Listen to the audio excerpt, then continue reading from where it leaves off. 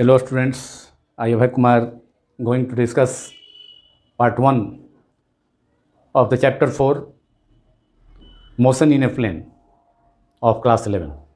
In part 1 of this chapter motion in a plane, which is the first part of the fourth chapter of class 11, I am going to discuss about scalars and vectors, representation of a vector, position types of vectors, and in last position vector and displacement vector. First of all scalars and vectors. सबसे पहले हम scalars और vectors जो first topic है इसमें इस part का part 1 का इसमें स्टडी करेंगे scalars and vectors. Scalars and vectors ये फर्स्ट पॉइंट हो गया इस पार्ट का. स्केलर्स एंड वेक्टर्स हिंदी में इसे कहेंगे अदिश एवं सदिश. Scalars and vectors. There are two physical quantities. Physical quantities can be divided mainly into two categories. Number 1, scalar quantities, and number 2, vector quantities. भौतिक राशियों को फिजिकल क्वांटिटीज को मुख्यतः दो भागों में बांटा जा सकता है. फर्स्ट है स्केलर क्वांटिटीज अदिश राशियाँ एवं सेकंड है वेक्टर क्वांटिटीज सदिश राशियाँ. तो स्केलर्स क्या है? नंबर 1 सबसे पहले स्केलर क्वांटिटीज और scalars. Those physical quantities having magnitude only, there is no direction. तो those physical quantities having magnitude but no direction are called scalars. Write down the definitions. Those physical quantities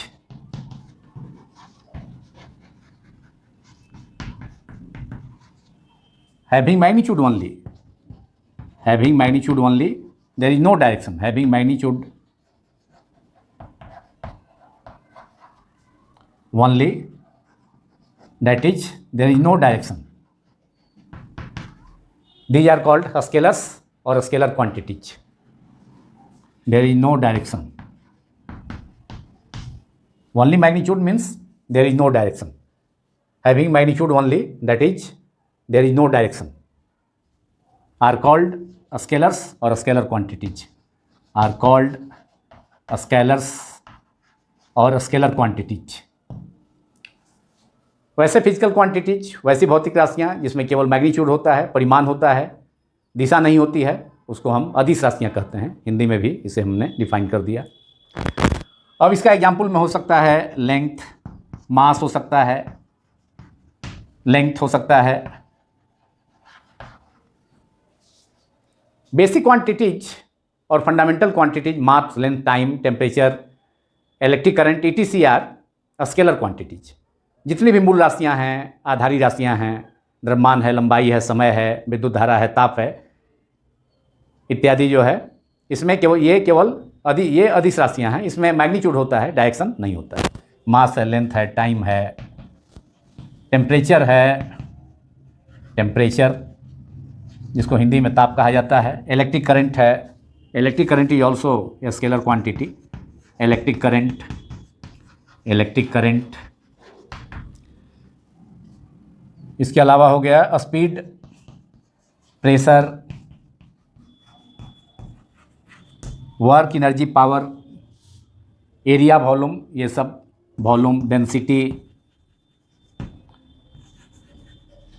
area भी scalar है, लेकिन area पर कोई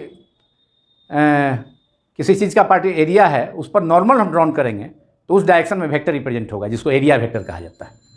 ऐसे area scalar है, लेकिन उस पर जब वेक्टर उस पर नॉर्मल उसके परपेंडिकुलर कोई परपेंडिकुलर डायरेक्शन में को जब रिप्रेजेंट किए नॉर्मल एक ड्रॉन करेंगे किसी ऑब्जेक्ट के एरिया पर, अगर नॉर्मल हम ड्रॉन करेंगे, परपेंडिकुलर ड्रॉन करेंगे तो उस डायरेक्शन में एरिया वेक्टर है. उस डायरेक्शन के द्वारा उस डायरेक्शन में एक वेक्टर रिप्रेजेंट होता है जिसको एरिया वेक्टर कहते हैं. ऐसे एरिया स्केलर है. Density, volume, density,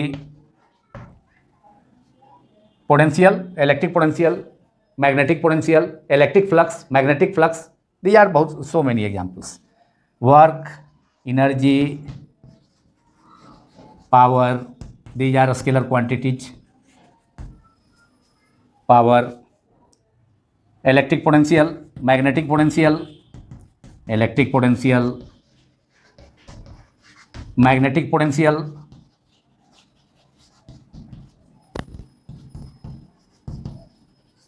magnetic potential, electric flux, magnetic flux, electric flux, magnetic flux,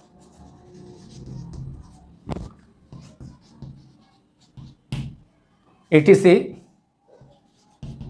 are the examples of scalar quantities. अब लेंथ है, लेंथ स्केलर है, वहीं डिस्प्लेसमेंट वेक्टर हो गया।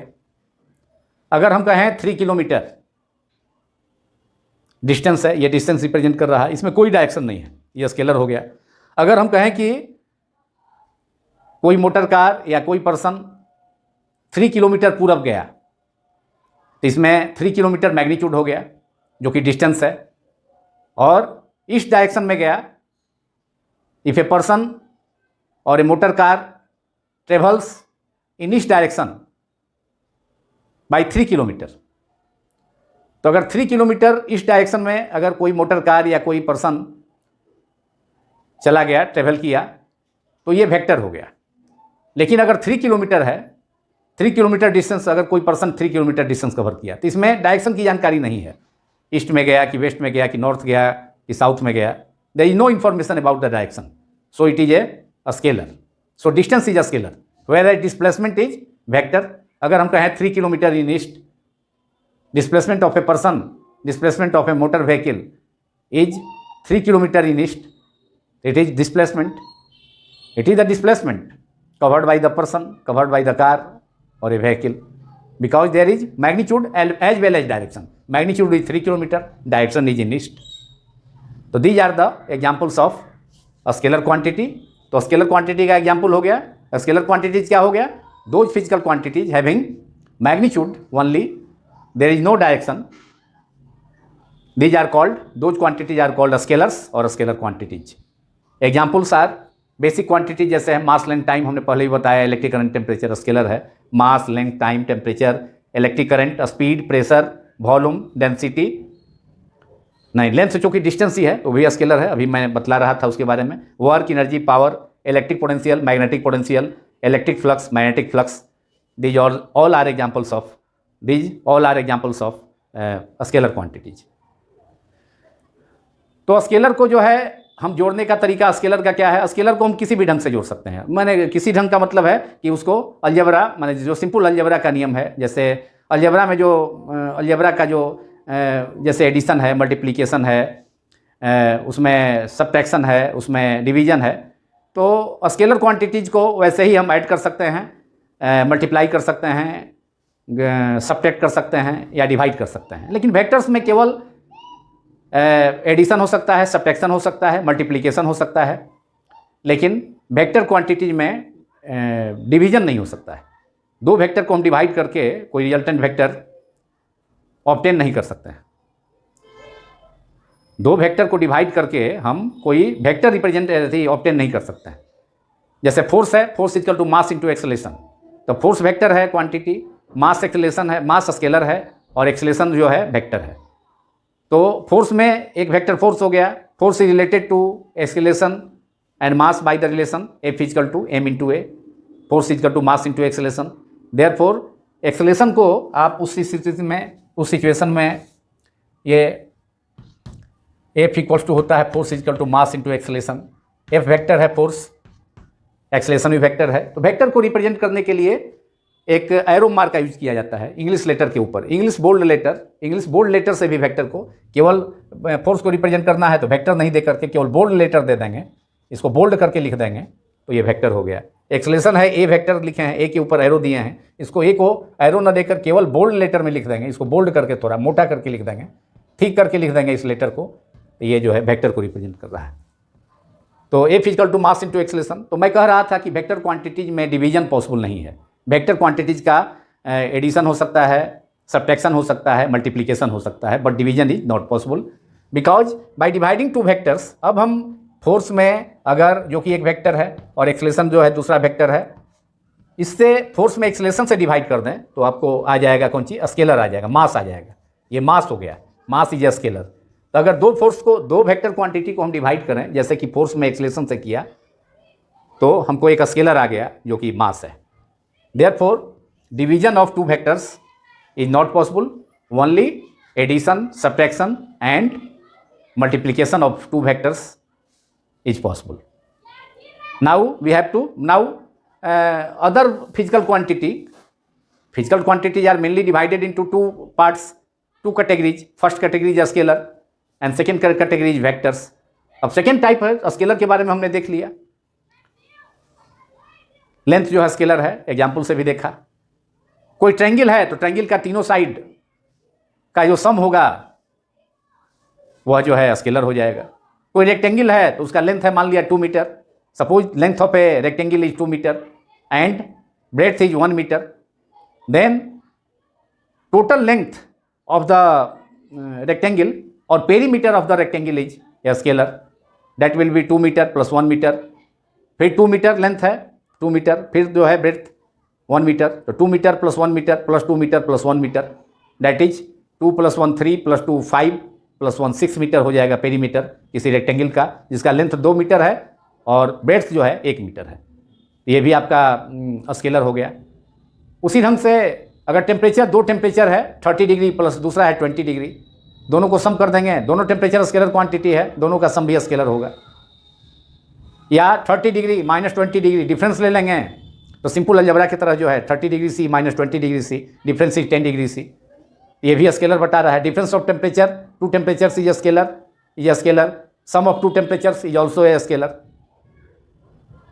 तो कहने का मतलब स्केलर्स को हम सिंपल अलजेब्रा के रूल के अनुसार जैसे करते हैं, जोड़ते हैं, जो है सम कर सकते हैं, डिवाइड कर सकते हैं, सब्ट्रैक्ट कर सकते हैं, मल्टीप्लाई कर सकते हैं। लेकिन वेक्टर में ऐसी बात नहीं है।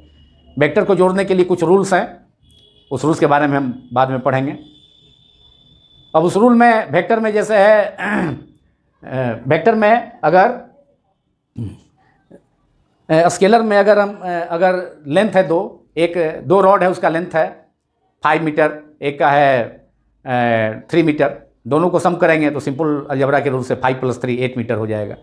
लेकिन वेक्टर में अगर दो फोर्स एक्ट कर रहा है, एक फोर्स है आपका मान लिया कि 4 न्यूटन एक्स डायरेक्शन में एक्ट कर रहा है, दूसरा फोर्स का एक्ट कर रहा है किसमें, किसके लॉन्ग, वो एक्ट कर रहा है वाई डायरेक्शन के लॉन्ग, वर्टिकल परपेंडिकुलर डायरेक्शन में, दोनों एक दूसरे के परपेंडिकुलर। 3 न्यूटन है ये फोर्स है, फोर्स का यूनिट न्यूटन होता है। और यहाँ लेंथ मैंने ये एक्स एक्सिस के लॉन्ग जो है, एक्स एक्सिस के लॉन्ग फोर्स काम कर रहा है, दो फोर्सेस काम कर रहा है म्यूचुअली परपेंडिकुलर डायरेक्शन में, एक एक्स के लॉन्ग है, दूसरा जो है एक्स के लॉन्ग है, दूसरा जो है आपका ये वाई के लॉन्ग है। तो इसका जो सम होगा सीधे 4 + 3 7 नहीं होगा। अब इसका सम के लिए पैरेललोग्राम लॉ का यूज करना पड़ेगा।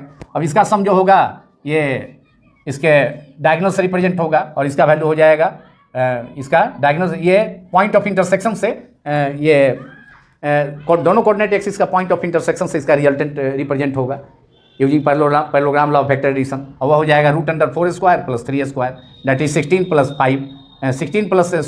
9 that is 25 √25 that is 5 Newton.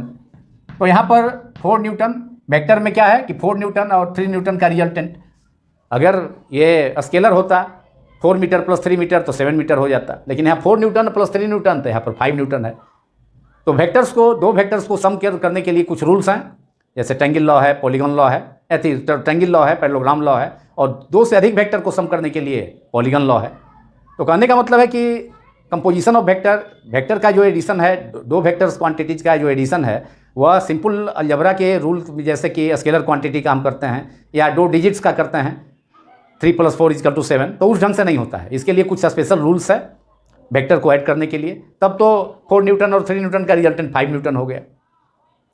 जबकि होना चाहिए ऐसे सिंपल, अगर जोड़ते स्केलर रहता तो 4 न्यूटन और 3 न्यूटन का सम जो होता है वह 7 न्यूटन थी, 4 मीटर और 3 मीटर रहता तो उसका रिजल्टेंट 7 मीटर हो जाता। लेकिन जब फोर्स हो गया, वेक्टर हो गया, तो 4 न्यूटन और 3 न्यूटन का रिजल्टेंट 5 न्यूटन हो गया। तो ये डिफरेंट चीज़ है, ये अलग चीज़ है। तो therefore vectors can be added by using some rules, and those rules we will discuss in the next part. of the video.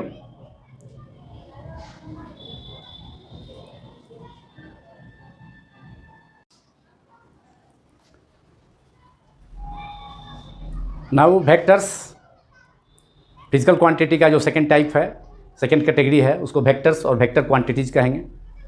Vector क्या है? वेक्टर्स क्या है? Those physical quantities having magnitude and direction both, जिसमें magnitude भी हो और direction भी हो। और इतना ही सफिशिएंट नहीं है, इसके अलावा those physical quantities having magnitude and direction both and obeys the triangle law of vector addition, either triangle law of vector addition and obeys either the triangle law of vector addition or parallelogram law of vector addition. Those quantities are called vector quantities. तो वैसे physical quantities, वैसी भौतिक राशियाँ जिसमें कि magnitude और direction दोनों हो, magnitude मान और दिशा दोनों हो,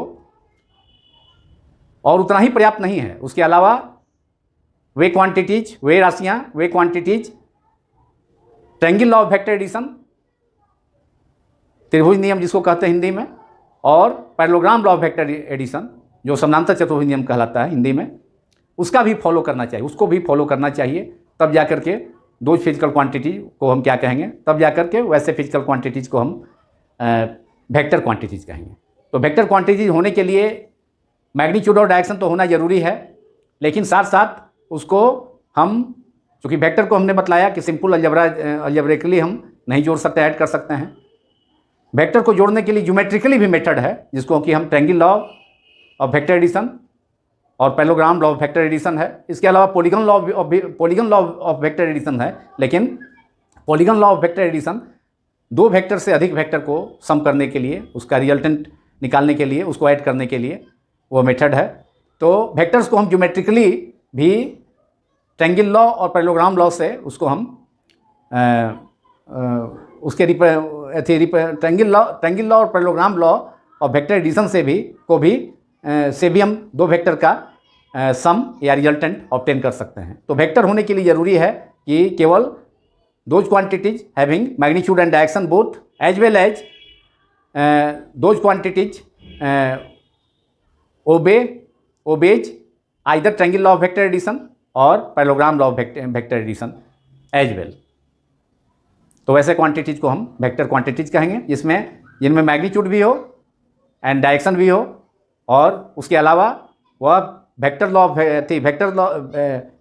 लॉ ऑफ वेक्टर एडिशन और parallelogram law of vector addition दोनों में से किसी एक को होल्ड करे, तो दोज क्वांटिटीज आर कॉल्ड। तो वैसे क्वांटिटीज को those quantities are called vector quantities. वैसे क्वांटिटीज को हम वेक्टर क्वांटिटीज कहेंगे, जिसमें मैग्नीट्यूड तो है, मैग्नीट्यूड होना चाहिए, डायरेक्शन भी होना चाहिए, और इतना ही पर्याप्त नहीं है, उसके अलावा वह वेक्टर लॉज ऑफ एडिशन, जो triangle law of vector addition या parallelogram law of vector addition है, उसको भी होल्ड करना चाहिए, उसको भी ओबे करना चाहिए, तब जाकर के वो वेक्टर होगा। फॉर एग्जाम्पल हम देखें कि वेक्टर का एग्जाम्पल्स जो है, जैसे कि उसके एग्जाम्पल्स देखने के पहले हम देख लें कि कुछ क्वांटिटीज ऐसे भी हैं जिसमें कि बेसिक क्वांटिटी जो है टेम्परेचर है, इलेक्ट्रिक करंट ही है। तो इलेक्ट्रिक करंट में मैग्नीट्यूड भी होता है, डायरेक्शन भी होता है। टेम्परेचर में भी जो है, टेम्परेचर क्या करता है, टेम्परेचर जो है दो थर्मल कॉन्टैक्ट में जो दो bodies are kept in contact, then temperature determines the direction of heat flow from one body to another body.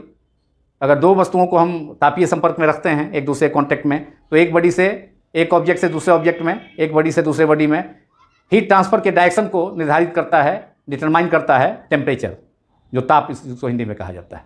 तो उसमें भी डायरेक्शन है, टेम्परेचर में भी मैग्नीट्यूड है, और टेम्परेचर चूँकि डायरेक्शन को, हीट के फ्लो के डायरेक्शन को निर्धारित करता है, तो इसको भी वेक्टर होना चाहिए। लेकिन टेम्परेचर को, इलेक्ट्रिक करंट में भी मैग्नीट्यूड और डायरेक्शन है, उसको भी वेक्टर होना चाहिए, लेकिन है दीज आर स्केलर्स। हमने एग्जाम्पल्स में फर्स्ट जो स्केलर्स था उसके एग्जाम्पल में उसको मेंशन भी किया है।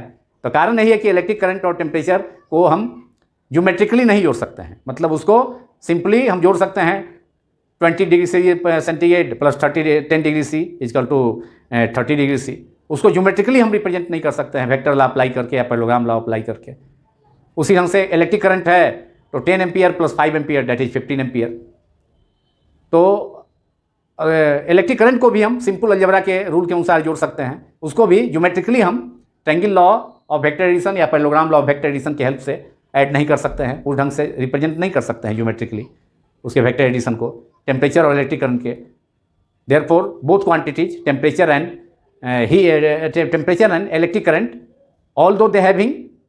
although both having magnitude and direction both, but they are still scalar quantities because they cannot be added geometrically.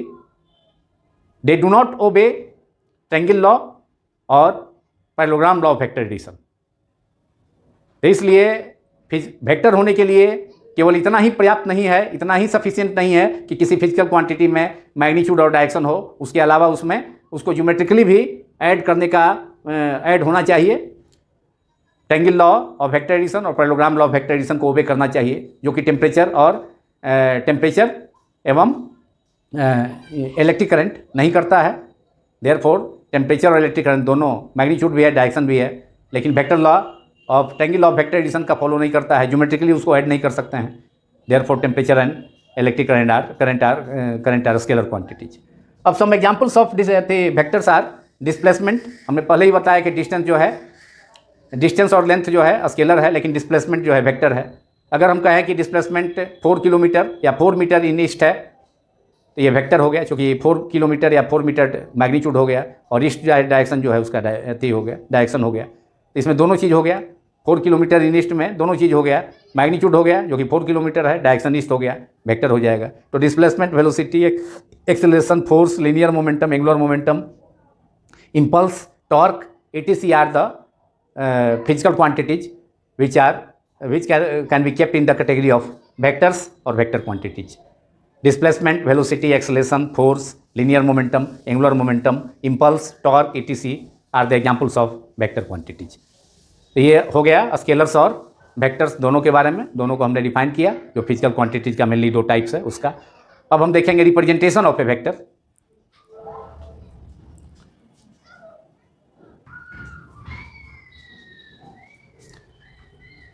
Now representation of A vector, सदिश का निरूपण। A vector having 2 things, magnitude and direction. किसी भी vector में, सदिश में 2 चीज़ें होती हैं, एक उसका मैग्नीट्यूड होता है, मान होता है, और दूसरा डायरेक्शन, दिशा होती है। तो किसी वेक्टर के मैग्नीट्यूड को किसी लाइन सेगमेंट्स के लेंथ से या स्ट्रेट लाइन के लेंथ से, और डायरेक्शन को एरो हेड से रिप्रेजेंट करते हैं, एरो के द्वारा, और उस एरो को उस लाइन के टर्मिनल पॉइंट पर अप्लाई किया जाता है। तो magnitude, A vector is represented by A line segment having an arrow head. ये लाइन सेगमेंट्स के लेंथ से उसका मैग्नीट्यूड हो गया। मान लिया कि यहाँ सपोज करते हैं कोई वेक्टर है जिसको ओपी लाइन से हम रिप्रेजेंट किए हैं, इसका ओपी लाइन से एक वेक्टर, ओपी लाइन है, और इससे किसी वेक्टर को रिप्रेजेंट किए हैं ए वेक्टर, कैपिटल ए और स्मॉल ए, इसके ऊपर एरो मार्क हम देकर किसी वेक्टर को रिप्रेजेंट करते हैं, एरो का साइन दे करके। ये वेक्टर का रिप्रेजेंटेशन हो गया। अब ओपी जो लाइन है, लाइन सेगमेंट या स्ट्रेट लाइन है, इसका जो लेंथ है, यह जो वेक्टर इससे रिप्रेजेंट है ए वेक्टर, तो ए वेक्टर के मैग्नीट्यूड को रिप्रेजेंट करेगा। और यहाँ जो एरो हेड है, जो कि इसके टर्मिनल पॉइंट पर है, P is the terminal point, O is the initial point. तो जो एरो अप्लाई किया जाता है, वह अप्लाई किया जाता है उसके टर्मिनल पॉइंट पर, तो इसको एरो हेड कहते हैं। तो ए vector is represented by, hence a vector is represented by length of a straight line और line segment having an arrow head at the terminal point of the straight line. This is the geometrical representation of A vector. ये figure represent कर रहा है representation of A vector, which is geometrical representation. Geometrical representation of A vector. और कौन सा vector को represent किया हमने? ए वेक्टर को, of A vector, that is A vector. इस लाइन से रिप्रेजेंट किया, तो लेंथ ऑफ द लाइन जो है ए वेक्टर का मैग्नीट्यूड हो गया। लेंथ ऑफ लाइन कौन हो गया? Length of the line OP, OP जो हो गया ये लेंथ हो गया। ओपी द्वारा वेक्टर, कौन सा वेक्टर रिप्रेजेंट है? ए वेक्टर। ओपी जो लाइन है उसके ऊपर एरो दे दिया जो कि डायरेक्शन को बतला रहा है, तो ओपी वेक्टर के द्वारा ए वेक्टर रिप्रेजेंट है, ए वेक्टर।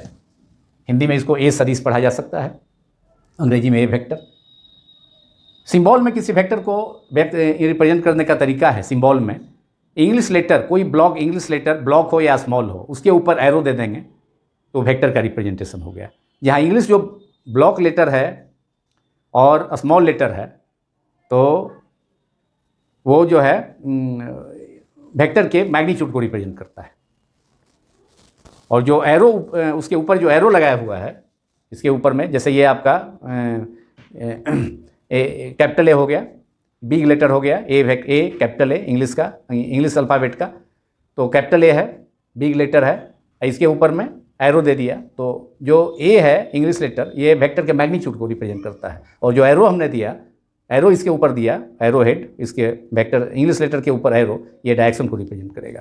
तो OP is equal to A vector, ये वेक्टर है जिसके लेंथ को, जिसका मैग्नीट्यूड क्या हो गया ओपी, जिसके मैग्नीट्यूड को जो OP line, OP straight line है या लाइन सेगमेंट है उसके लेंथ से रिप्रेजेंट करेंगे। और डायरेक्शन को यहाँ पर एरो हेड दे करके, जो कि उस लाइन के टर्मिनल पॉइंट पर दिया जाता है। तो ये आपका ये टर्मिनल पॉइंट को हम क्या कहेंगे, हेड कहेंगे। यहाँ एक एरो हेड है, हेड और एरो हेड, ये हेड हो गया, हेड हो गया, ये टर्मिनल पॉइंट हो गया, इसको हेड कहेंगे। और ये हो गया टेल, इट इज हेड और एरो हेड। और जो इनिशियल पॉइंट है उस लाइन का, स्ट्रेट लाइन जिससे कि वेक्टर का मैग्नीट्यूड रिप्रेजेंट हुआ है, और ये जो है टेल हो गया। इनिशियल पॉइंट को टेल कहा जाता है, TAIL टेल। और जो फाइन टर्मिनल पॉइंट है उसको हेड कहा जाता है। यहाँ पर कि एरो लगा होता है इसको एरो हेड भी कहा जा सकता है। तो इस OP जो लाइन है, OP वेक्टर, इससे ए वेक्टर रिप्रेजेंट है। तो इसका जो मैग्नीट्यूड है ए वेक्टर का वह किससे रिप्रेजेंट होगा, OP लाइन से।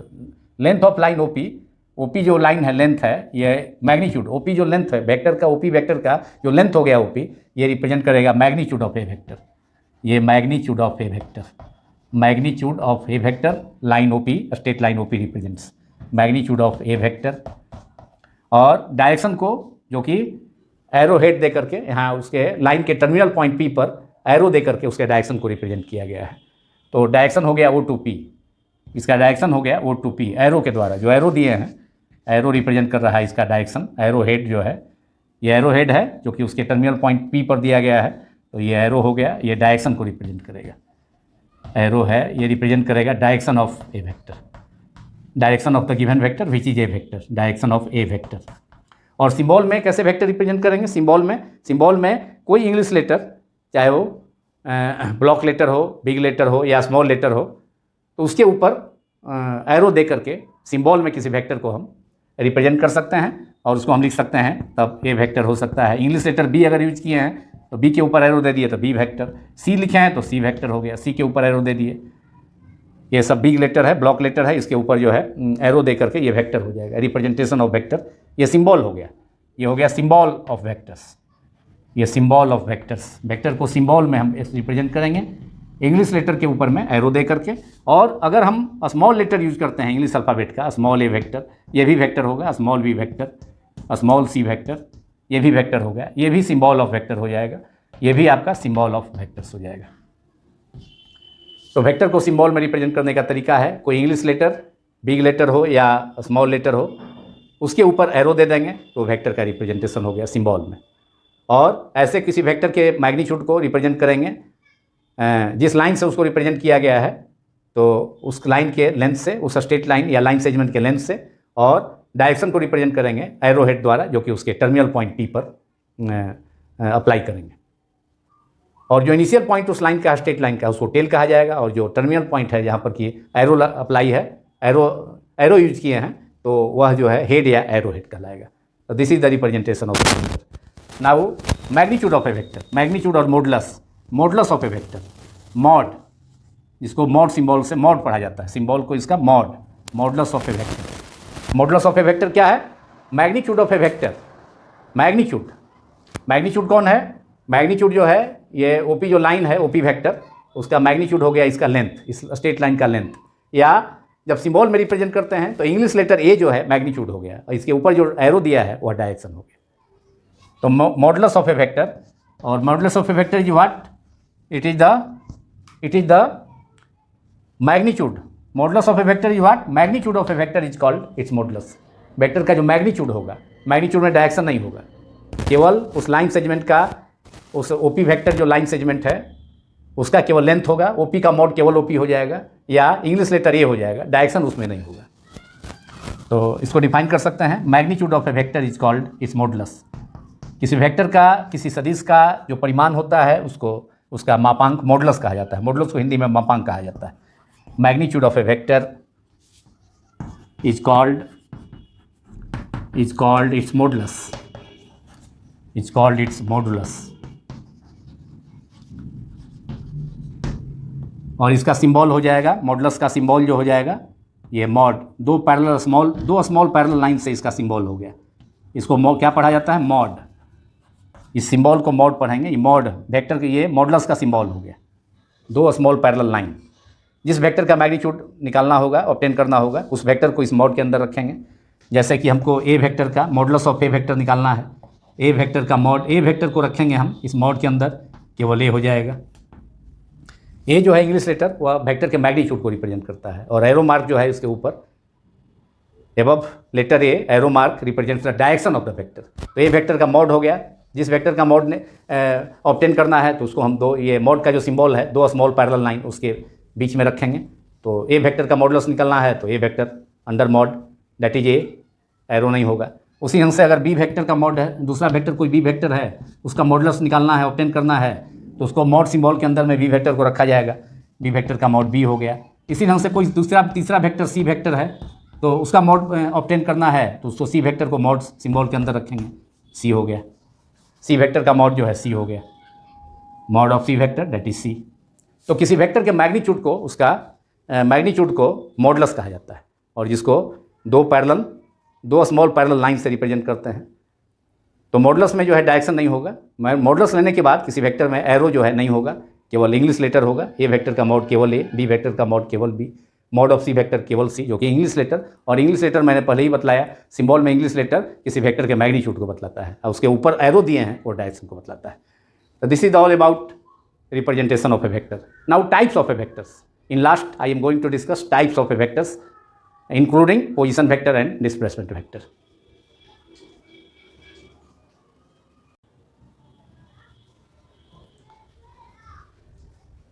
Now types of vectors. There are so many types of vectors, but I am going to discuss some important types of vector here in this part 1. And one of the important vector is unit vector. Unit vector Hindi में इकाई सदिश इसे कहा जाता है। इकाई सदिश नाम से ही क्लियर है, इसके नेम से ही, यूनिट मीन्स वन। तो that vector having magnitude equal to unity and direction is along the given vector is called unit vector.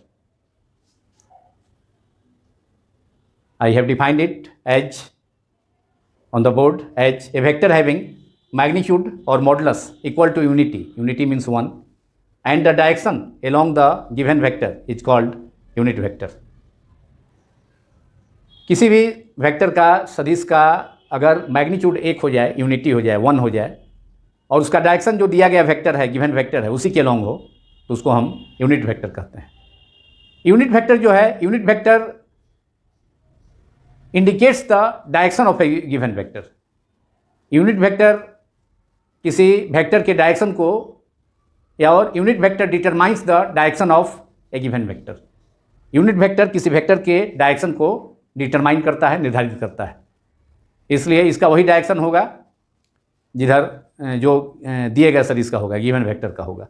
और इसका सिंबल ऐसे लिखते हैं, उल्टा भी, इन्वर्टेड भी। इट्स सिंबल इज इन्वर्टेड भी, जो कि कैप के जैसा है। It is read as cap और हैट और caret. This is the symbol of unit vector. Inverted भी उल्टा करके भी है, जो कि कैप जैसा है, तो इसलिए इसको, इस सिंबल को कैप और हैट और कैरेट पढ़ा जाता है। और यूनिट वेक्टर का क्या करता है, ये डिटरमाइन करता है direction of A given vector. It indicates the direction of A given vector, जो यूनिट वेक्टर का। तो यूनिट वेक्टर का इंपॉर्टेंस है, जो किसी वेक्टर के डायरेक्शन को इंडिकेट करता है, डिटरमाइन करता है।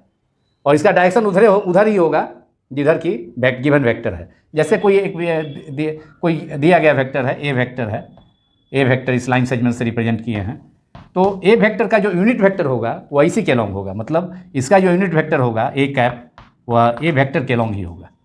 इसका जो यूनिट वेक्टर होगा वह इसी के अलॉन्ग होगा, a cap is the along the direction of A vector.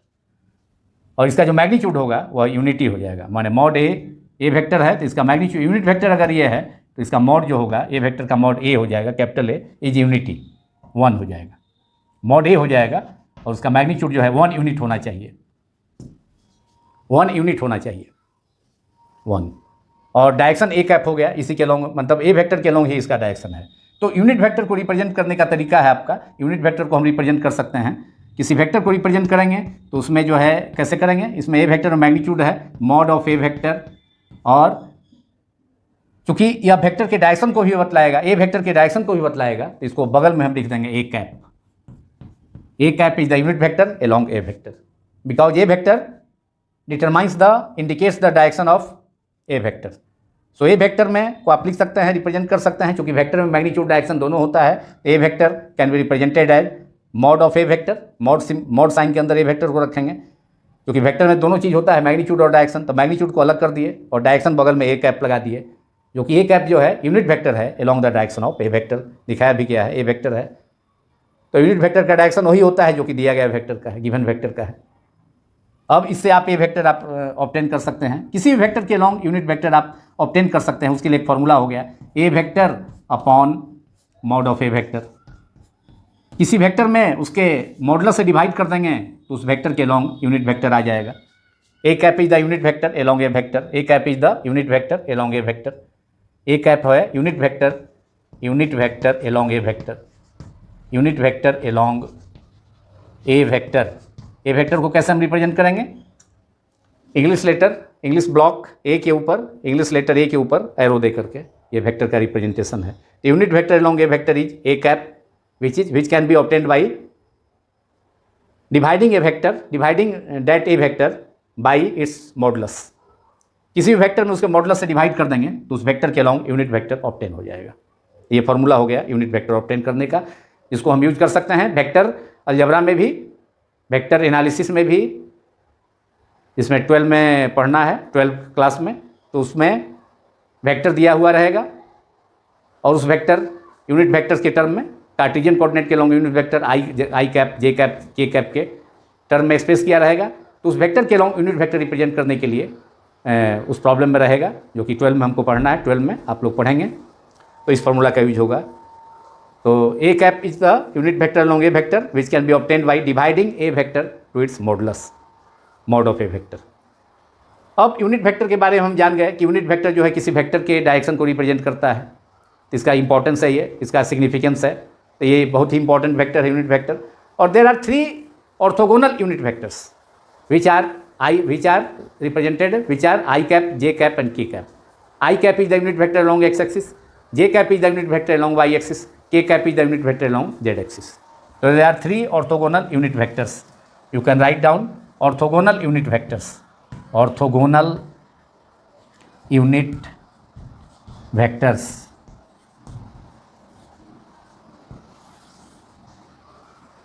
Three mutually perpendicular unit vector along 3 Cartesian coordinate axis. 3 mutually perpendicular unit vector along the 3 Cartesian coordinate axis.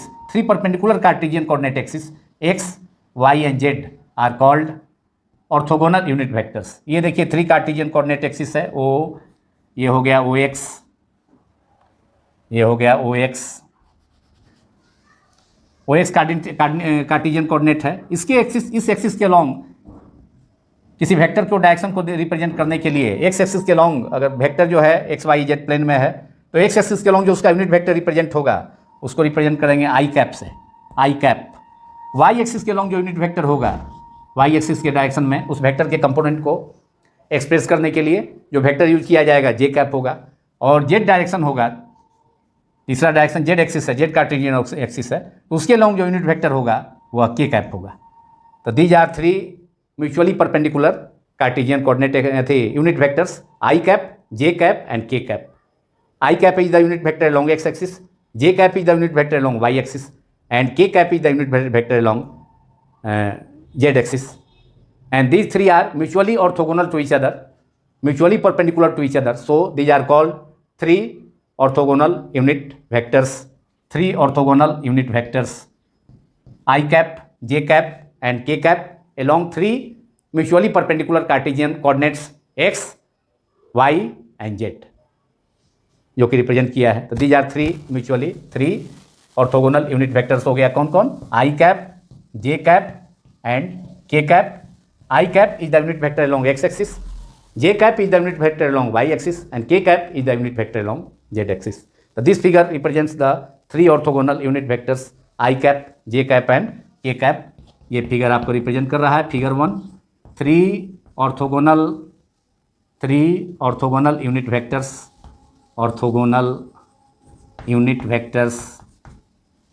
कौन कौन? I cap कौन कौन से हैं? आई cap along x axis, j cap along y axis and k cap along z axis. These are three orthogonal or mutually perpendicular unit vectors used to represent the direction of a vector along x axis, y axis and z axis, and components of a vector along vector. If a vector lies in xyz plane or xy plane, xyz plane, उसमें three orthogonal coordinate use होगा, आई cap, J cap, के cap. और कोई vector अगर x Y plane में लाई कर रहा है तो उसमें दो ऑर्थोगोनल वेक्टर यूज होगा, दो mutually perpendicular vector, I cap and J cap. तो these are the three mutually perpendicular और three orthogonal unit vectors. These are of great importance in vector analysis और vector algebra in mathematics as well. And these are also these vector three orthogonal unit vectors are used to represent the direction of a vector. अब vector जो है x axis के long है तो उसके direction को आई cap से represent करेंगे। अगर ये वेक्टर वाई एक्सिस के लॉन्ग है तो उसको उसके बगल में जो है ए कैप के जगह जे कैप यूज करेंगे। अगर जेड एक्सिस के लॉन्ग में है तो ये vector mod of A vector और ए कैप के जगह जे वेक्टर के कैप यूज कर देंगे।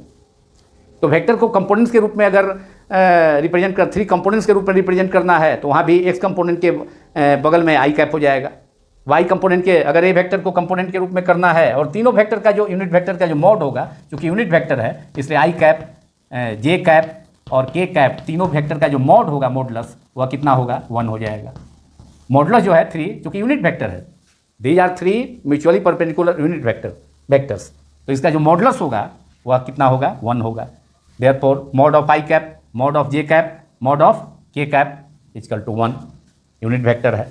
और अगर कोई वेक्टर ए जो है एक्स वाई प्लेन में है और इसका तीनों there are three components of A vector along x axis, y axis and z axis, तो ए वेक्टर को तीनों कंपोनेंट के सम के रूप में आप लिख सकते हैं, तीनों वेक्टर के कंपोनेंट के रूप में, और थ्री यूनिट वेक्टर के टर्म में x I cap plus A Y J cap plus A Z के cap. This is the representation of a vector in xy plane where three mutually perpendicular or three orthogonal unit vectors I, j and k are used to represent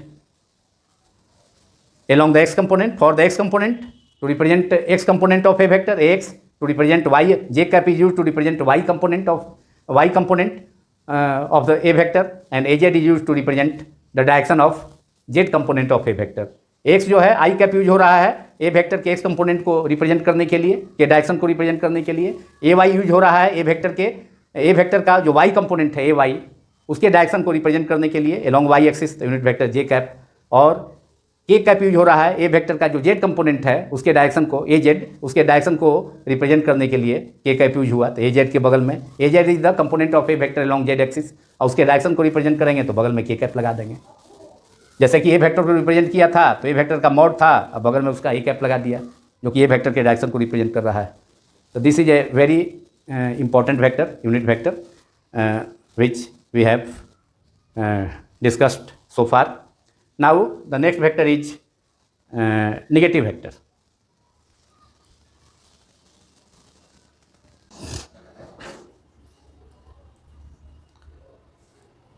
now second type of vector is negative vectors.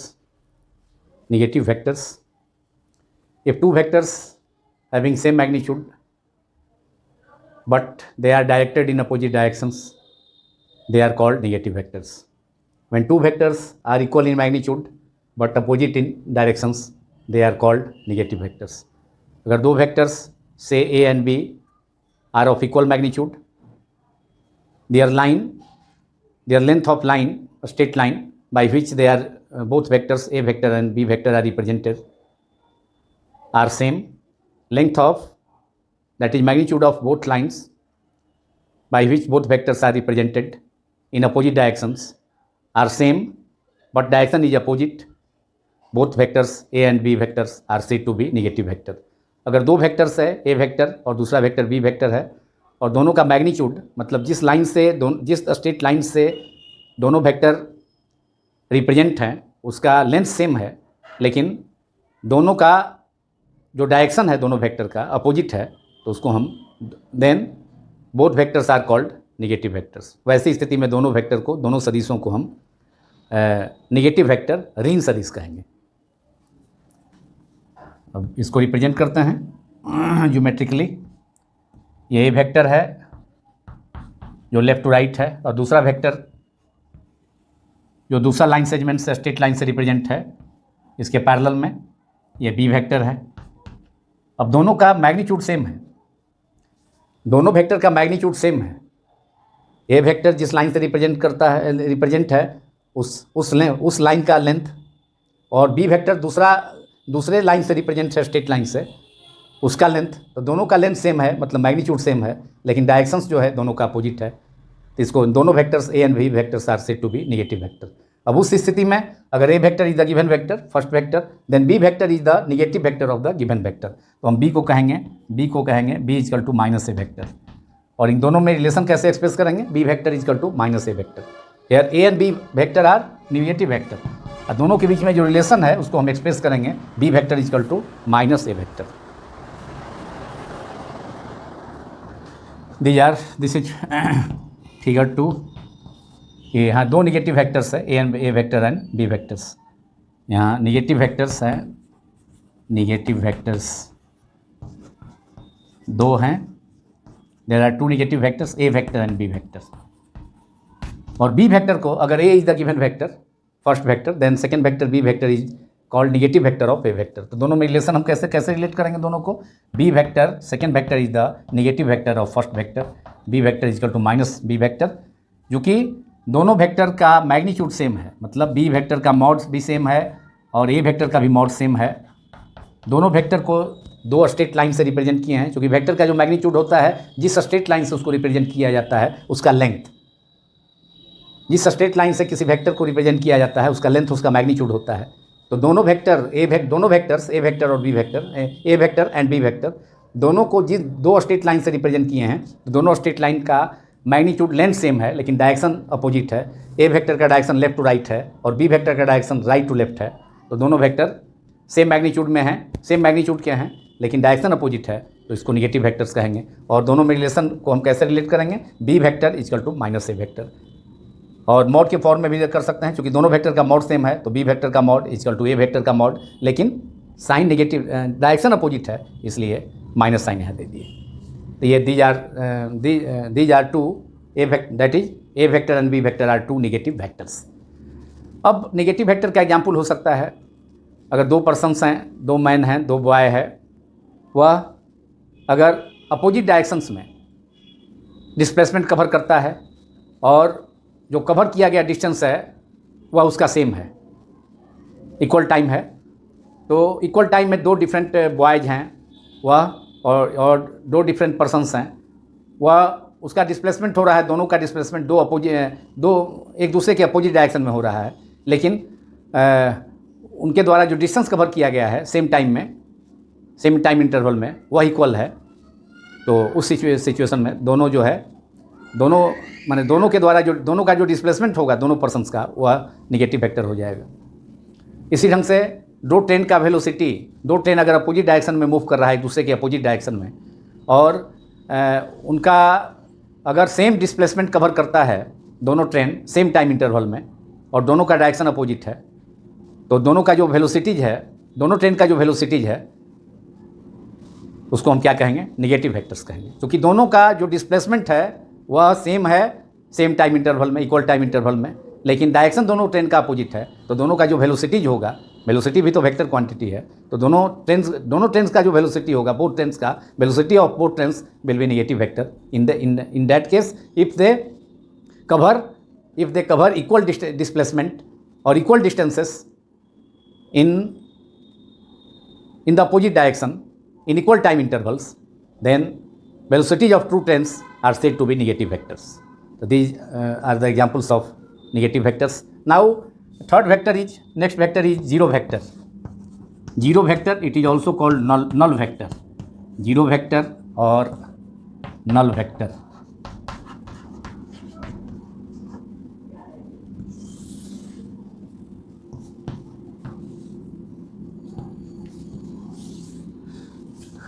That vector is said to be null vector having zero magnitude and no specified direction. क्योंकि magnitude zero हो जाएगा. कोई vector का वैसी स्थिति में किसी vector का टर्मिनल पॉइंट कोइंसाइड कर जाएगा इनिशियल पॉइंट से, तो एक पॉइंट हो जाएगा. टर्मिनल पॉइंट किसी वेक्टर का, वेक्टर में तो टर्मिनल पॉइंट है, यहाँ देखिए ये आपका इनिशियल पॉइंट है, ये जो टेल कहलाता है वेक्टर का, और ये टर्मिनल पॉइंट है जो फाइनल पॉइंट है जहाँ एरो हेड है.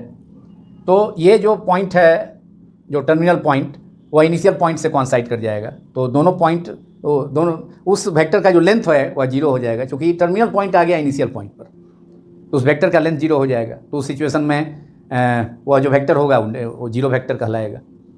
तो zero vector having no magnitude, zero magnitude, magnitude zero है, लेंथ ही जीरो है, and having no specified direction, कोई उसका स्पेसिफाइड डायरेक्शन नहीं होगा. जीरो का पॉइंट का, किसी पॉइंट का क्या डायरेक्शन होगा, कोई स्पेसिफाइड डायरेक्शन नहीं होगा. तो that vector is called zero vector. ये जीरो वेक्टर होगा. तो एक पॉइंट जो होगा, any point is the best example of zero vector. The origin of a coordinate system, two coordinate और three coordinate system, X Y और X Y Z, उसका जो ऑरिजिन है, वो जो पॉइंट ऑफ इंटरसेक्शन है तीनों कोऑर्डिनेट एक्सिस का, एक्स वाई जेड का, वह जो है एक पॉइंट पर होगा, ऑरिजिन होगा वो, तो वह जो है जीरो वेक्टर का एग्जाम्पल है. यूनिफॉर्म मोशन में कोई बॉडी मोशन कर रहा है तो उसका एक्सेलेरेशन वेक्टर जो होगा वो जीरो हो जाएगा.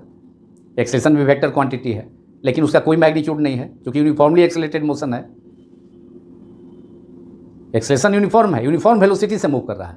अगर कोई बॉडी यूनिफॉर्म एक्सेलरेशन है तो उसमें तो एक्सेलरेशन कांस्टेंट होगा, वो तो जीरो वेक्टर नहीं होगा. लेकिन यूनिफॉर्म वेलोसिटी से कोई बॉडी अगर मूव कर रहा है तो उसका एक्सेलरेशन जीरो हो जाएगा, because there is no change in velocity of the body. So acceleration vector is zero, acceleration is zero, and acceleration is a vector quantity, so it is an example of zero vector. A point is the origin of the two coordinate system or three coordinate system is the best example of zero vector. So zero vector, you can define it as, write down that vector having zero magnitude, क्योंकि उसका length ही zero हो जाएगा. किसी straight line का terminal point initial point से उसका आकर कोइंसाइड कर जाएगा. किसी जो रेखा है उसका अंतिम बिंदु प्रारंभिक बिंदु से मिल गया आकर के इनिशियल पॉइंट से. Having zero magnitude and no specified direction, zero magnitude and no specified direction, no specified direction is called zero vector, is called zero vector.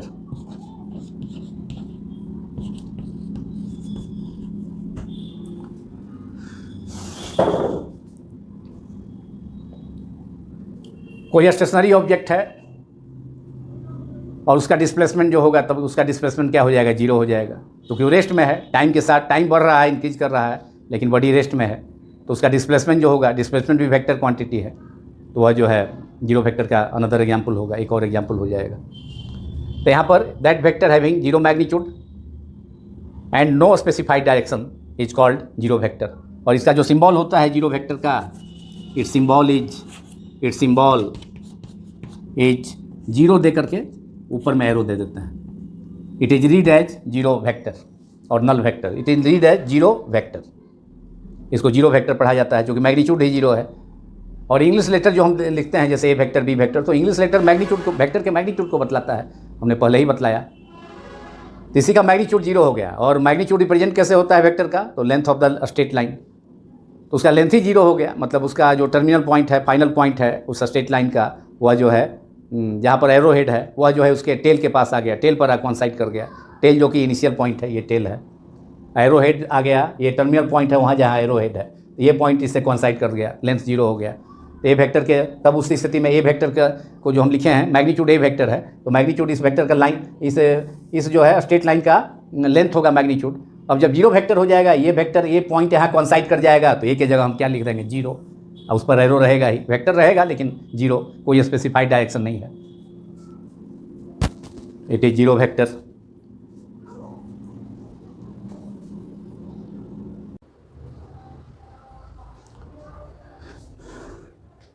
Now coplanar vectors and collinear vectors, they are two important types of vector as well.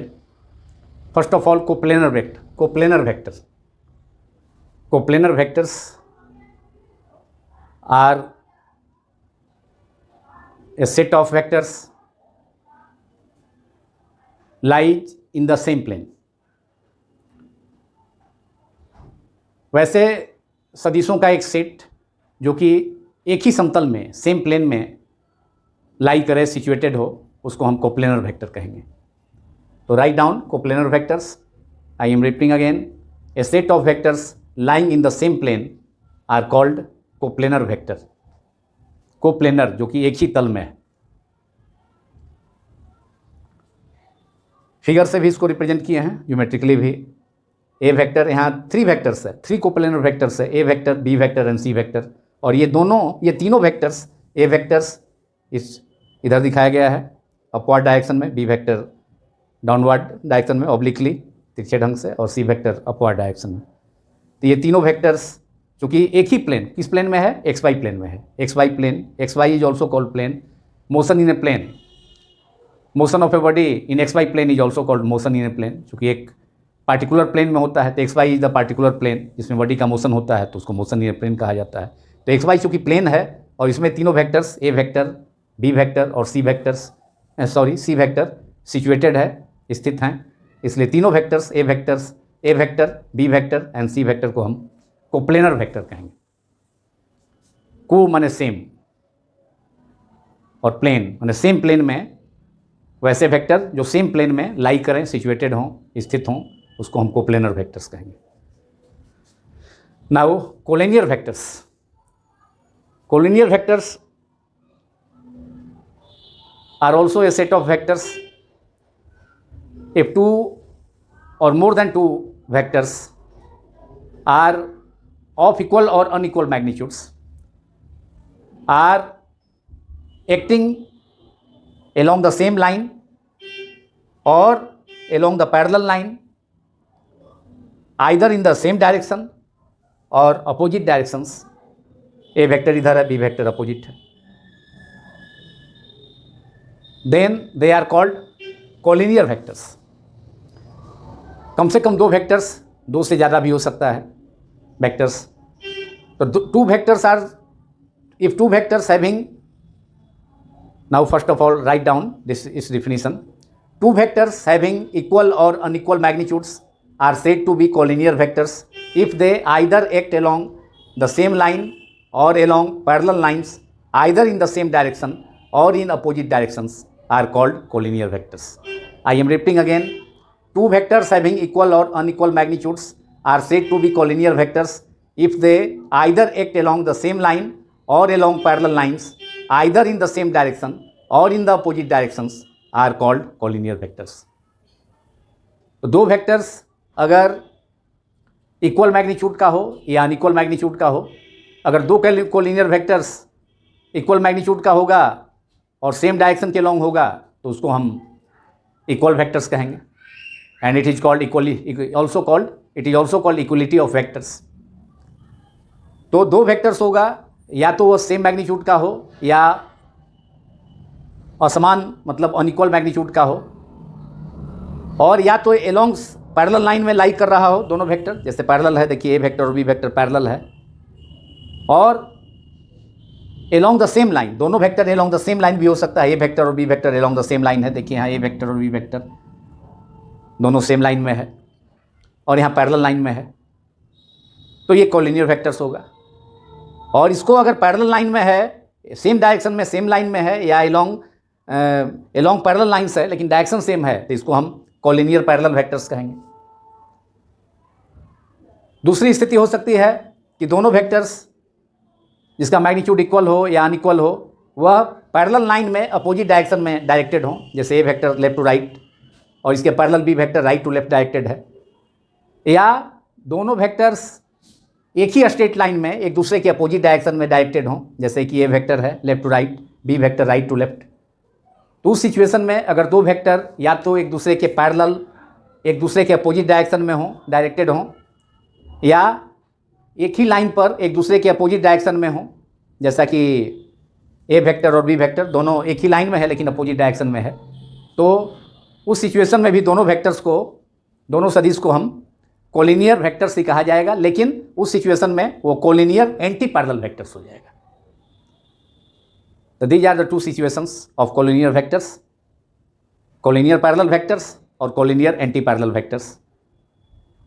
तो इसे हम collinear vectors कहेंगे अगर दो vectors जिसका magnitude equal हो या unequal हो, दोनों पैरेलल लाइन में एक दूसरे के पैरेलल सेम डायरेक्शन में या सेम लाइन में सेम डायरेक्शन के लॉन्ग, या पैरेलल लाइन में अपोजिट डायरेक्शन में, या एक ही लाइन पर सेम लाइन पर अपोजिट डायरेक्शन में एक्ट कर रहा हो, डायरेक्टेड हो, तो वे दोनों वेक्टर्स कोलिनियर वेक्टर्स कहलाते हैं। नाउ इक्वलिटी ऑफ वेक्टर्स और equal vectors, which is the special case of collinear vectors.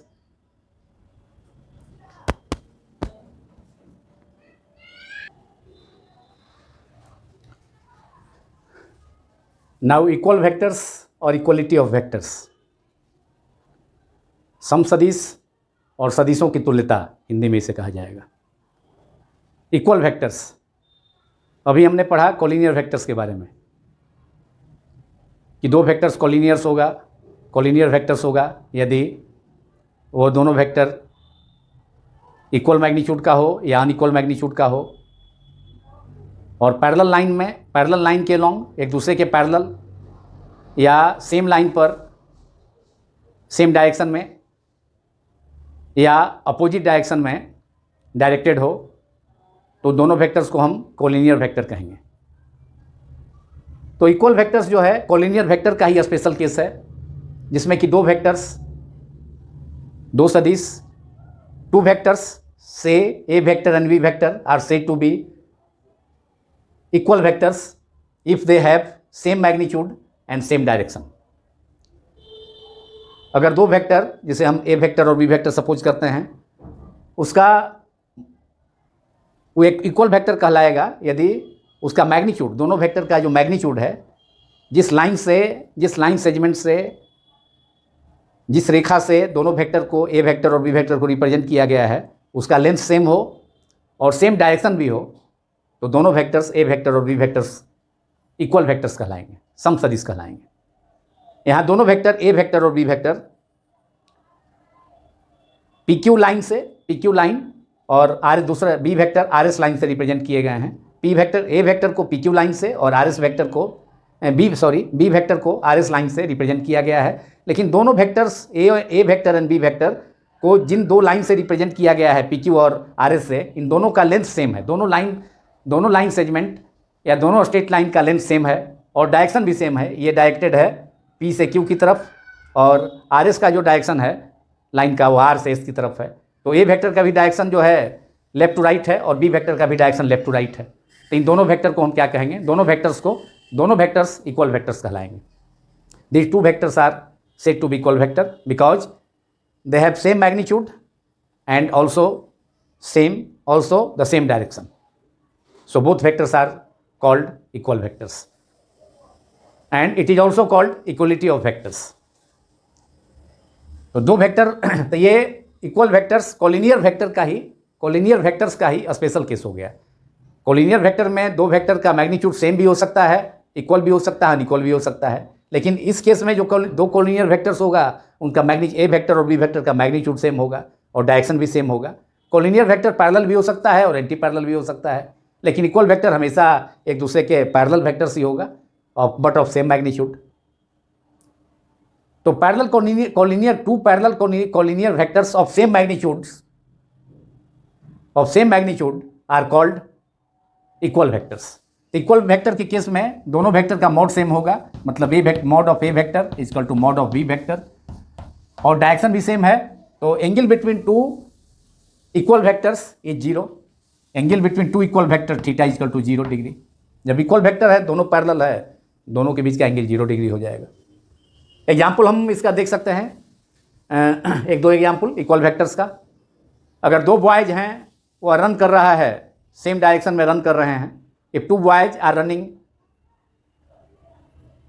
Parallel to each other and they covers equal distances in equal time interval, then the displacements of both boys are said to be equal vectors. It is an example of equal vectors. So the displacement of two boys running along the parallel line in the same direction and covers equal distances in equal time interval, then displacement of both boys are said to be equal vectors. Similarly, velocity of two cars moving along the parallel lines, straight lines, and covers equal distances in equal time interval, then velocity of two car are said to be equal vectors, because velocity is also a vector quantity. Now in last I am going to discuss position vector and displacement vector.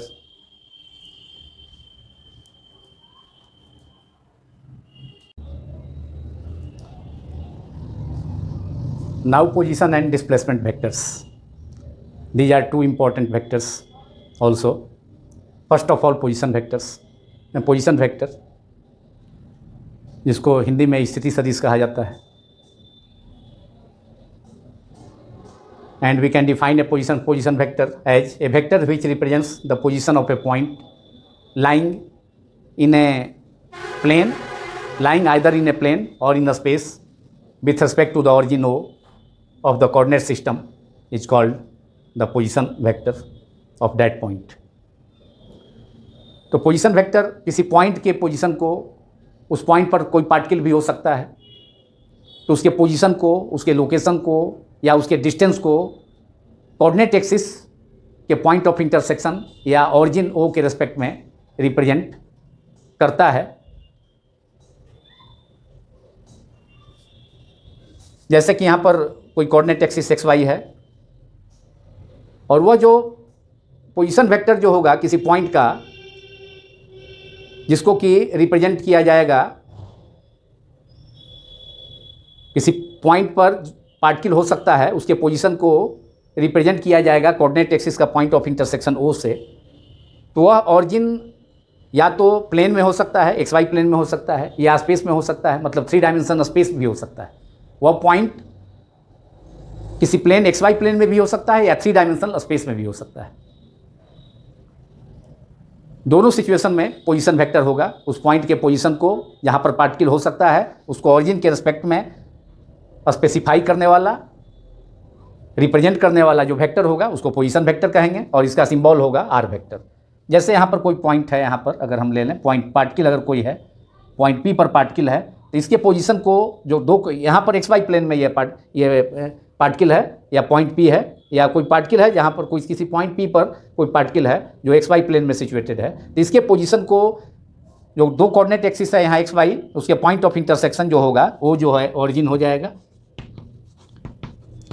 दोनों coordinate axis का जो point of intersection होगा, Cartesian coordinate system का जो point of intersection होगा वो origin होगा, और यहाँ से इस पॉइंट पी के पोजीशन को रिप्रेजेंट करना है। तो रिप्रेजेंट करने के लिए क्या होगा कि यहाँ से कितने डिस्टेंस पर है और उसका डायरेक्शन क्या है, तो वह जो होगा वो जो वेक्टर होगा जो रिप्रेजेंट करेगा इसके ऑरिजिन से इसके पोजीशन को, ऑरिजिन से दोनों कोऑर्डिनेट एक्सिस, चूँकि एक्स वाई प्लेन में ये पार्टिकल है या पॉइंट है या पार्टिकल है, जहाँ जिस पॉइंट पर पार्टिकल सिचुएटेड है वो एक्स वाई प्लेन में है, तो ऑरिजिन से जितना उसका डिस्टेंस होगा और उस डिस्टेंस को ऑरिजिन से कितना उसका डिस्प्लेसमेंट होगा, तो उस डिस्प्लेसमेंट को जिस वेक्टर से रिप्रेजेंट किया जाएगा, displacement is also A vector, तो उसको हम कहेंगे पोजीशन वेक्टर। तो पोजीशन वेक्टर भी डिस्प्लेसमेंट ही है किसी पार्टिकल का पॉइंट पर, किसी पार्टिकल का किसी पॉइंट पर जो पार्टिकल है तो उसका डिस्प्लेसमेंट भी है या लोकेशन ही है, लेकिन यहाँ जो इनिशियल पॉइंट होगा वह ऑरिजिन होगा, यही अंतर है। तो पोजीशन वेक्टर भी डिस्प्लेसमेंट ही है, लेकिन इसमें जो इनिशियल पॉइंट होगा वह ऑरिजिन होगा,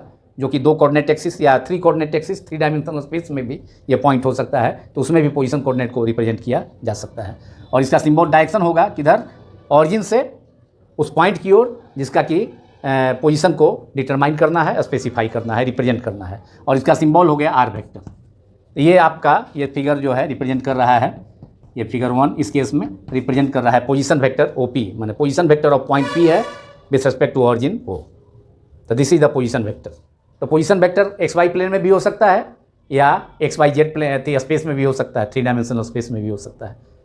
यहाँ पर अगर एक्स वाई प्लेन में होगा तो पोजीशन वेक्टर को आप रिप्रेजेंट कर सकते हैं, एक्स वाई प्लेन में रहेगा तो पोजीशन वेक्टर को आप रिप्रेजेंट कर सकते हैं R equals to R vector is equal to x I cap plus y J cap. अगर पी पॉइंट का पॉइंट पी का जो कोऑर्डिनेट है, पॉइंट पी का जो कोऑर्डिनेट एक्स वाई अगर हम सपोज कर लें, क्योंकि एक्स वाई प्लेन में है, तो उस सिचुएशन में पोजीशन वेक्टर जो पॉइंट पी का होगा, जो ऑरिजिन से इसका डिस्प्लेसमेंट होगा, ऑरिजिन से पॉइंट पी का डिस्प्लेसमेंट होगा आर वेक्टर, तो उसको रिप्रेजेंट कर सकते हैं कैसे, एक्स वाई प्लेन में x I cap plus y J cap. यहाँ एक्स और वाई जो है वह एक्स और वाई कोऑर्डिनेट के अलोंग जो है पोजीशन वेक्टर का कंपोनेंट है, आर वेक्टर का कंपोनेंट हो गया, एक्स एक्सिस के लॉन्ग एक्स हो गया, वाई एक्सिस के लॉन्ग वाई हो गया। उसके लिए यहाँ से हम परपेंडिकुलर ड्रॉन कर सकते हैं। तो यहाँ से परपेंडिकुलर का जहाँ पर फुट यहाँ पर मीट करेगा, ये हो जाएगा ऑरिजिन से उसका डिस्टेंस जो होगा उसके फुट का, मान लिया कि ये एम है, तो उस एम का जो डिस्टेंस है एक्स हो जाएगा। और यहाँ पर वाई एक्सिस पर भी पी पॉइंट से परपेंडिकुलर ड्रॉन करेंगे, तो अब यहाँ पर जो है ऑरिजिन से, कोऑर्डिनेट सिस्टम के ऑरिजिन से ऑरिजिन से इसका जो फिट है, इसका फिट हम मान लेते हैं कहाँ पर है, एन पॉइंट पर है, एन पॉइंट पर है। तो ओ से एन का जो डिस्टेंस होगा ऑरिजिन से पी पॉइंट से, जो जहाँ पर पार्टिकल सिचुएटेड है पॉइंट पी पर, तो उस पॉइंट से परपेंडिकुलर ड्रॉन किए वाई एक्सिस पर, तो इसका जो प्रोजेक्शन हो गया, प्रोजेक्शन एन हो गया, इस पार्टिकल का प्रोजेक्शन पी का प्रोजेक्शन वाई एक्सिस पर एन हो गया। और इस प्रोजेक्शन का जो डिस्टेंस है ऑरिजिन से, उसको हम क्या कहेंगे, पोजीशन वेक्टर जो है इस पॉइंट पी का, उसका वाई कोऑर्डिनेट, ये वाई कंपोनेंट कहेंगे, तो O N equal to y हो जाएगा। और एक्स कंपोनेंट जो पोजीशन वेक्टर आर का है वह एक्स हो गया, दैट इज ओ एम। तो आर वेक्टर को एक्स वाई प्लेन में हम रिप्रेजेंट कर सकते हैं x i plus y j. वही जब पोजीशन वेक्टर कोई ये जो पार्टिकल है पी या पॉइंट पी, वह एक्स वाई जेड प्लेन में सिचुएटेड होगा, तब उसका पोजीशन वेक्टर आर को हम रिप्रेजेंट कर सकते हैं। उसको एक कोऑर्डिनेट और हो जाएगा, यहाँ जेड एक्सिस यहाँ रिप्रेजेंट कर देंगे, और आर वेक्टर को एक्सप्रेस कर सकते हैं x I cap plus y J cap plus Z के cap, where x, y and z are the components of position vector r vector along x, y and z coordinate axis respectively. So this is position vector OP, which is represented by r vector. Symbol of position vector is r vector. Now displacement vector. Displacement vector is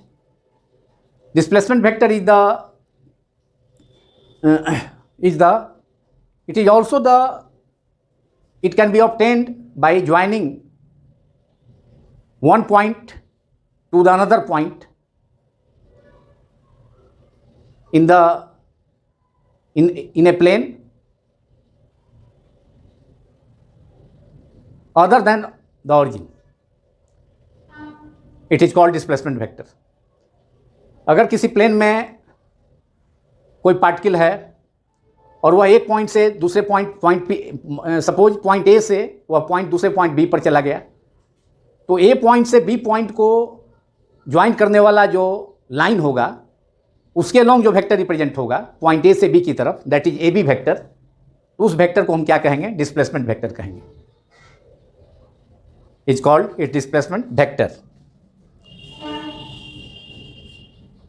तो displacement vector कैसे obtain होगा कि अगर किसी plane में कोई point है या पार्टिकल है किसी पॉइंट ए पर, और वह मूव करके चला गया दूसरे पॉइंट बी तक चला गया, तो उसके डिस्प्लेसमेंट को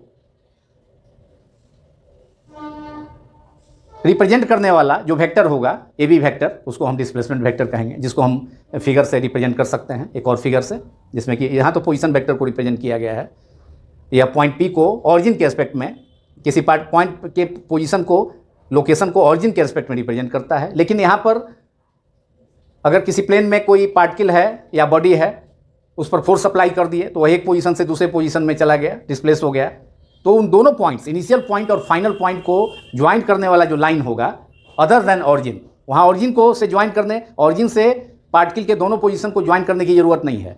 ऑरिजिन से दोनों पॉइंट्स के दोनों पार्टिकल के दोनों पोजीशन को ज्वाइन करेंगे तो वहाँ वह दोनों सिचुएशन में, इनिशियल सिचुएशन में पोजीशन वेक्टर होगा और फिर फाइनल पोजीशन में जब पार्टिकल बी पर चला जाएगा तो उसमें दूसरा पोजीशन वेक्टर होगा, r1 वेक्टर, r2 वेक्टर। लेकिन पार्टिकल का डिस्प्लेसमेंट को शो करने वाला, ए से बी को ज्वाइन करने वाला लाइन के अलोंग जो वेक्टर होगा उसको हम डिस्प्लेसमेंट वेक्टर कहेंगे, that is A B vector is the displacement vector.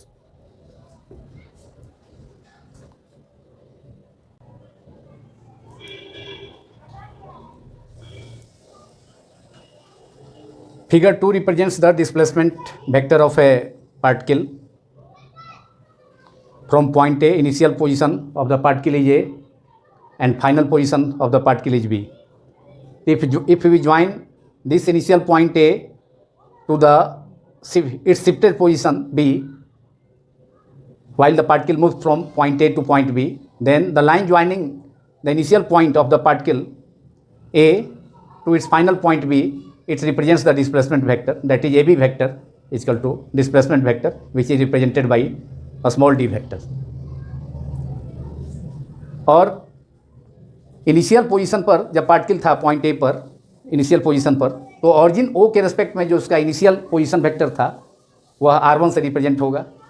और जब पार्टिकल मूव कर गया, ए पॉइंट से बी पॉइंट पर शिफ्ट कर गया या मूव कर गया, तो उस सिचुएशन में जो सेकेंड पोजीशन है पार्टिकल का, अब नया न्यू पोजीशन है और सेकेंड पोजीशन और new position of the particle is B, so O B represents the line joining the origin to the new position of the particle gives the new position vector of the particle which is represented by r2 vector, but the displacement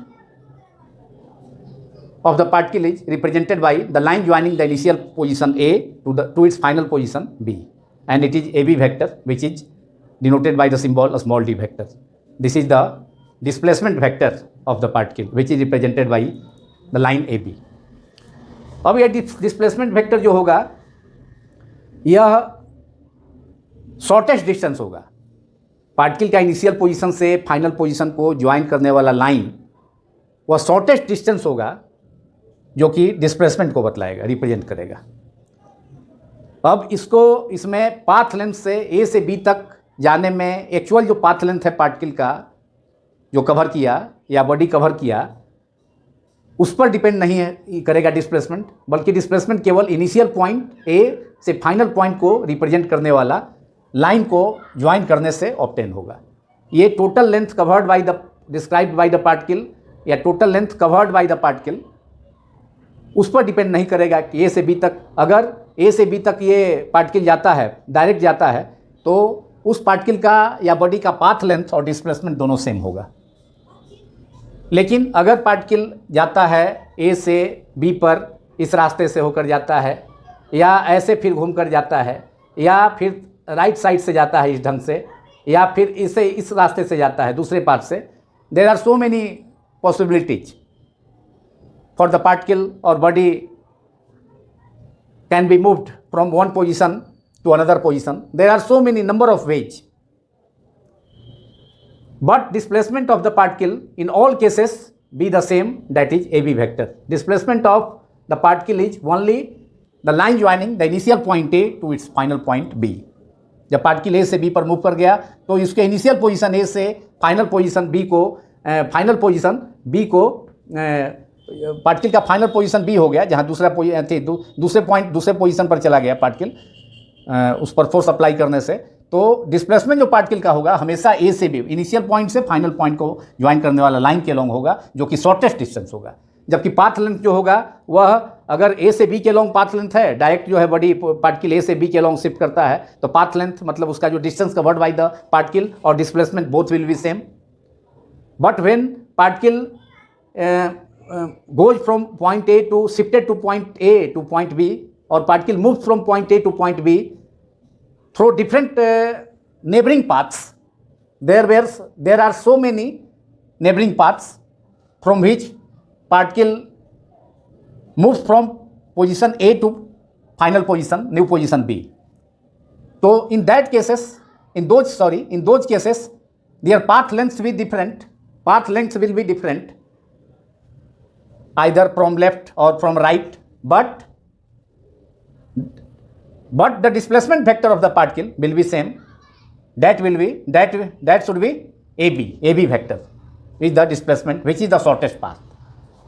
So displacement of a particle or a body does not depend on different path length, their actual path length, that is along the neighboring paths, but it depends only on its initial position to its final position. So displacement is either equal to the path length when the particle shift from position A to B directly. So in that case, displacement of the particle AB vector and distance D, that is distance AB, and AB vector displacement, both will be same. Or displacement is the shortest distance from the initial point to final point. In that case, and actual path is more longer. If we move from point A to point B by neighboring paths which are farther from point A, in that case their path length increases in that case, but the displacement AB is the shortest distance between the initial point and final point. So displacement of a particle or body does not depend on the total path covered by the particle or body in moving from point A, one position A, say A, to the another position B. So displacement is either equal or less to the total path length of the object, and displacement of the particle does not depend on the actual path length covered by the particle or body in moving from position point A, first position A, that is point A, to another position, new position B, by a number of so many neighboring paths.